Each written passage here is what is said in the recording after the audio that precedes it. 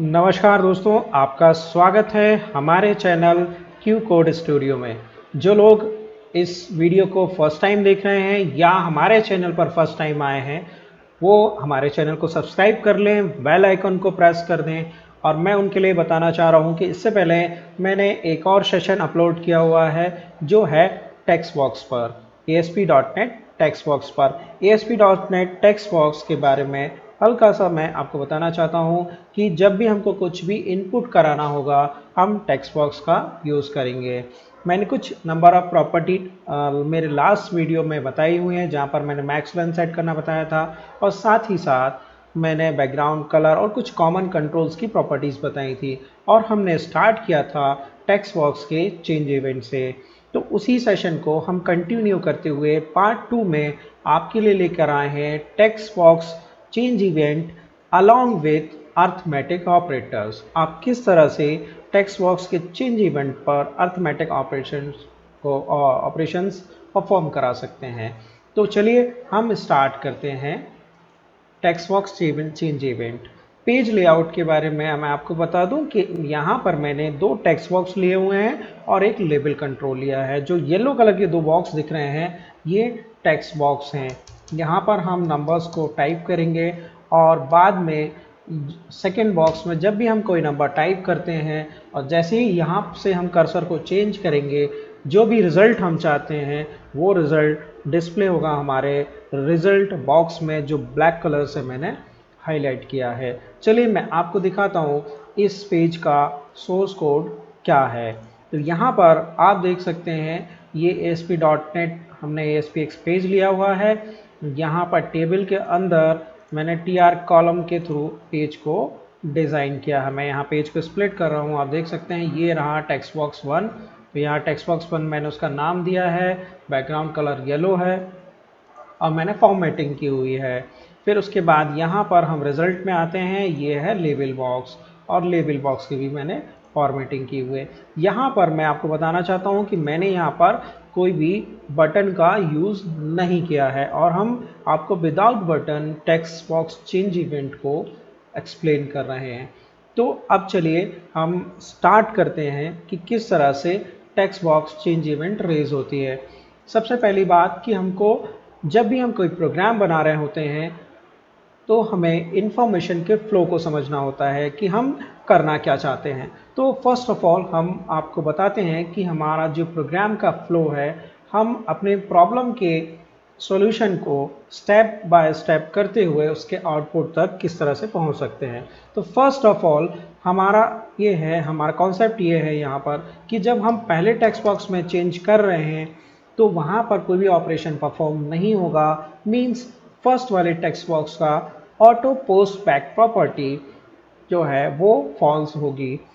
यहाँ से जैसे ही हम सेकेंड टेक्स्ट बॉक्स पर टैब प्रेस करके पहुँचते हैं, यहाँ जब हम कोई टेक्स्ट या नंबर टाइप कर रहे हैं तो जैसे ही हम वहाँ से हमारा टेक्स्ट चेंज होगा, मीन्स कर्सर दूसरे जगह मूव करेगा, वो इवेंट होगा हमारा टेक्स्ट चेंज इवेंट, और वहाँ पर आउटपुट यानी ऑपरेशन अर्थमेटिक ऑपरेशन परफॉर्म होगा और रिजल्ट आएगा हमारा लेबल में।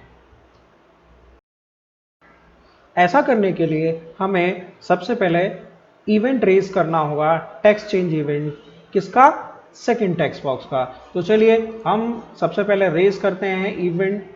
तो हम यहाँ पर जाएंगे, क्लिक करेंगे सेकंड टेक्स्ट बॉक्स पर, राइट क्लिक करेंगे, प्रॉपर्टी में जाएंगे, हमारे पास प्रॉपर्टी विंडो आएगा और यहाँ पर हम इवेंट पर जाएंगे। यहाँ देख सकते हैं आप टेक्स्ट बॉक्स चेंज इवेंट, और यहाँ से क्लिक करके हम पहुंच जाएंगे टेक्स्ट बॉक्स के चेंज इवेंट पर। तो देख लीजिए, मैंने पहले शायद लास्ट सेशन में आपको बताया था यहाँ दो इवेंट्स आ रहे हैं, तो मैं पहले इनको हटा देता हूँ और एक बार फिर से फ्रेश तरीके से आपको बताता हूँ।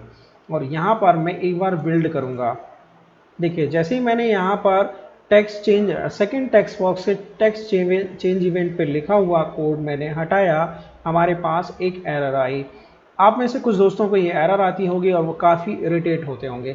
इस एरर के बारे में बता दूं आपको कि जब हम कोड बिहाइंड पेज लेते हैं, यानी ASPX पेज और साथ में .cs पेज भी लेते हैं उसका, इसका मीन्स है कि हमारे फर्स्ट पेज पे .aspx पेज में उस कंट्रोल का इवेंट रेज होता है और उस इवेंट का C# कोड है जो सेकंड पेज में मिलता है .cs में। तो यदि आप .cs पेज से उस इवेंट का कोड हटा दे रहे हैं तो आपको यहाँ से उस इवेंट को प्रॉपर्टी को भी हटाना होगा।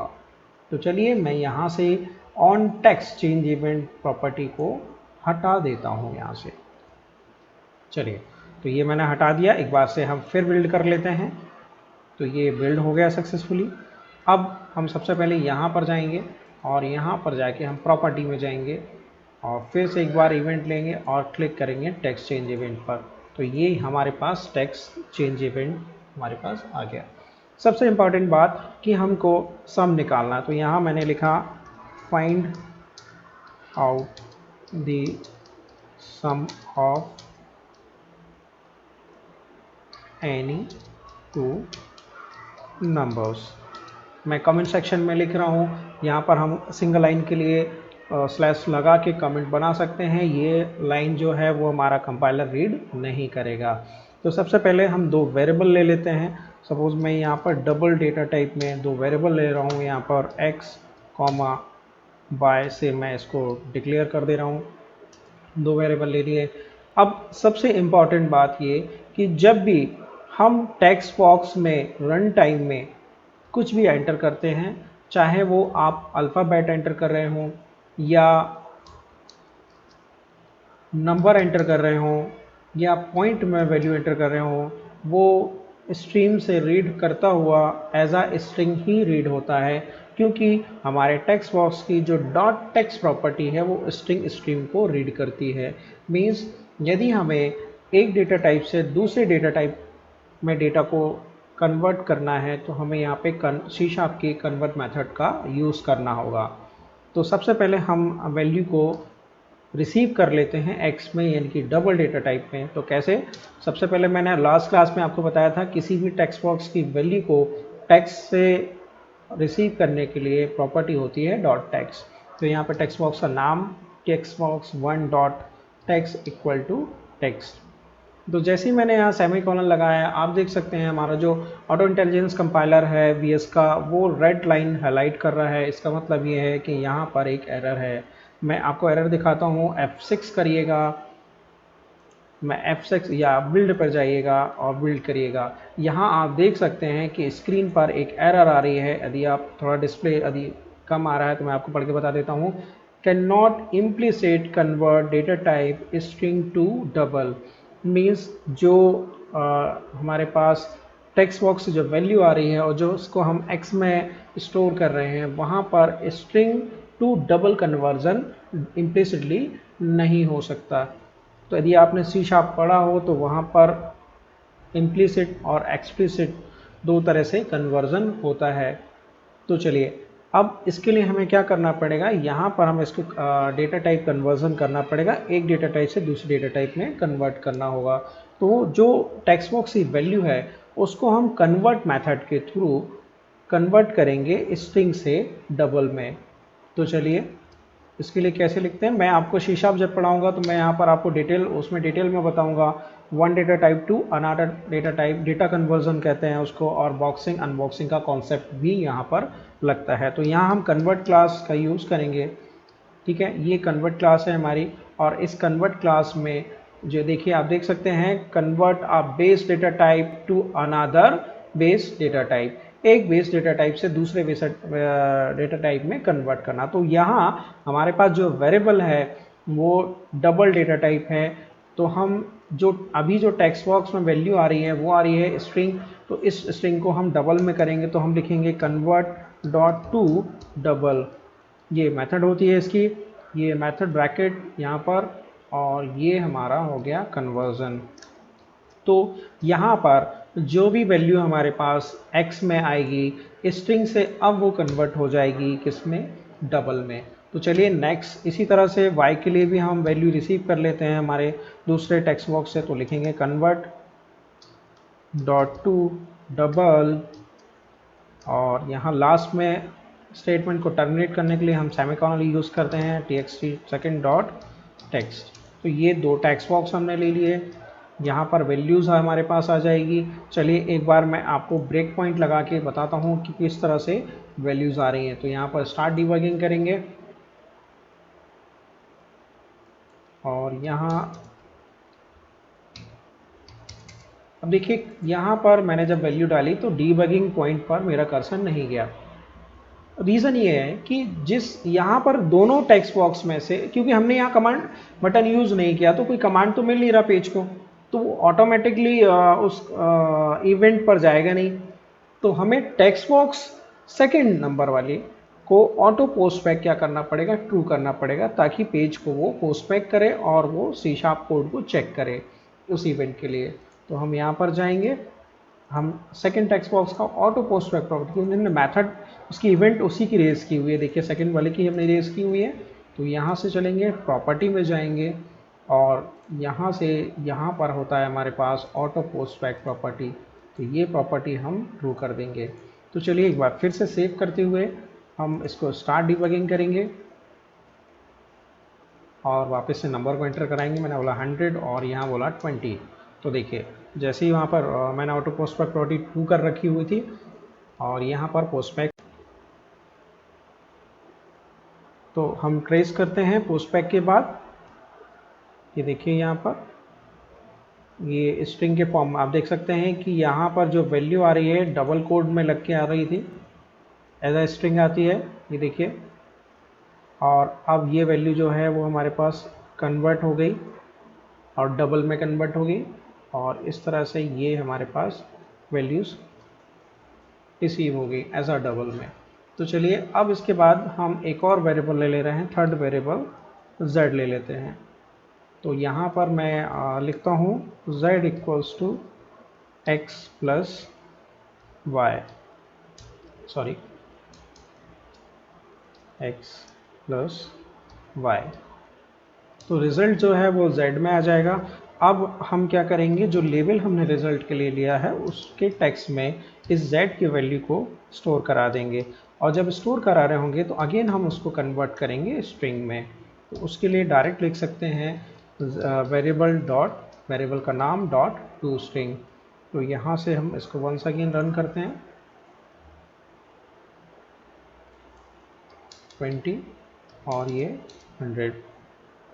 तो यहाँ से हम चलते हैं, ये x को वैल्यू मिली हमारे, y को वैल्यू मिली। तो देखिए यहाँ कंपोज होकर रिजल्ट आ गया और F5 प्रेस करके हम देखें, ये देखिए 300 हमारे पास रिजल्ट आ गया। तो ये टेक्स्ट का चेंज इवेंट सिंपल है। हमने एक डेटा टाइप से दूसरे डेटा टाइप में इसका हमने कन्वर्जन किया था। यहाँ पर आप देख सकते हैं कि मैंने यहाँ पर अभी प्लस यूज़ किया था, उसके बाद मैं सब्ट्रैक्शन यूज़ कर लेता हूँ। तो यहाँ मैंने 10 और यहाँ 20, आंसर देखिए हमारे पास आ रहा है 80। यहाँ मैंने आ